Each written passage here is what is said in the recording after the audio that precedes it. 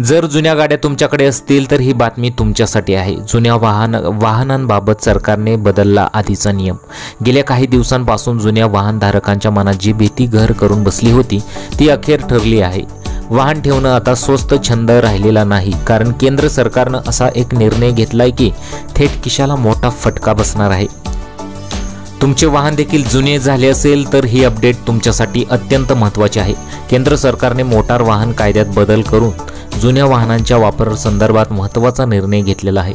या निर्णयानुसार वाहनांचे कायदेशीर वय 15 वर्षावरून 20 वर्षापर्यंत वाढवण्यात आले आहे।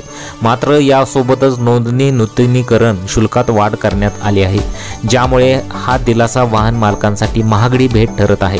हा नियम देशभरात लागू आहे, परंतु दिल्ली NCRला यातून वगळण्यात आलेला आहे। आता केंद्र सरकारच्या रस्ते वाहतूक आणि महामार्ग मंत्रालयाने जुन्या वाहनांचे कायदेशीर वय 15 वर्षावरून 20 वर्षापर्यंत वाढवले आहे। याचा अर्थ आता 20 वर्षापर्यंतच्या वाहनांचे नोंदणी नूतनीकरण करता येईल। यामुळे वाहन मालकांना त्यांची जुनी वाहने कायदेशीररित्या वापरण्याची मुभा मिळेल। आता वाहनांचे वय वाढवण्याचा लाभ घेण्यासाठी वाहन मालकांना नोंदणी नूतनीकरणासाठी जास्त शुल्क मोजावे लागेल। हे शुल्क वाहनाच्या प्रकारानुसार बदलते आणि यात GST समाविष्ट नाही, यामुळे ही सवलत महागडी ठरत आहे। आता वाहन प्रकारानुसार किती शुल्क तुम्हाला भरावे लागेल ते पहा। आता नव्या नियमानुसार जर तुम्हाला तुमच्या जुन्या गाडीची नूतनीकरण करायचे असेल तर त्याचं शुल्क काय असेल पहा। मोटरसायकल असेल तर 2000 रुपये, 3 चाकी किंवा चौकोनी सायकल असेल तर 5000 रुपये आणि हलकी मोटार वाहन असेल तर म्हणजेच कार असेल तर 10000 रुपये।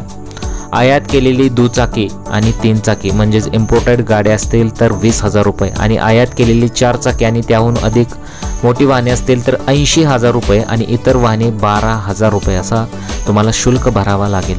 हा नियम देशभरात म्हणजेच दिल्ली वगळता तात्काळ लागू करण्यात आलेला आहे। यामुळे वाहन मालकांना त्यांच्या जुन्या वाहनांचे नूतनीकरण त्वरित करता येईल, परंतु त्यासाठी नवीन शुल्क आकारले जाणार असल्याची माहिती देण्यात आलेली आहे। आता हा निर्णय का घेण्यात आलेला आहे ते पहा।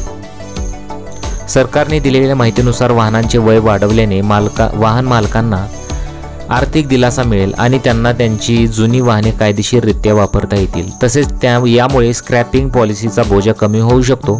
मात्र दिल्ली NCR मधील प्रदूषणाच्या समस्येमुळे हा नियम तिथे लागू नसेल। सरकार कार्बन उत्सर्जन कमी करण्यासाठी प्रयत्नशील आहे।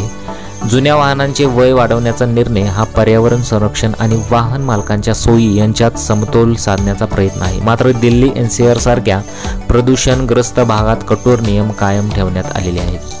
आता सरकारचं उद्दिष्ट काय आहे आणि याचा फटका आपल्या सामान्य लोकांना कसा बसतो पहा। सरकारचे उद्दिष्ट आहे की वाहन मालकांना आर्थिक दिलासा देणे आणि जुनी वाहने कायदेशीररित्या वापरण्याची परवानगी देणे आहे। यामुळे स्क्रॅपिंग पॉलिसीवर बोजा कमी होऊ शकतो। तसेच हा निर्णय पर्यावरण संरक्षण आणि वाहन मालकांच्या सोयी यांच्यात समतोल साधण्याचा प्रयत्न आहे। मात्र वाढीव नोंदणी शुल्कामुळे ही सवलत महागडी ठरत आहे।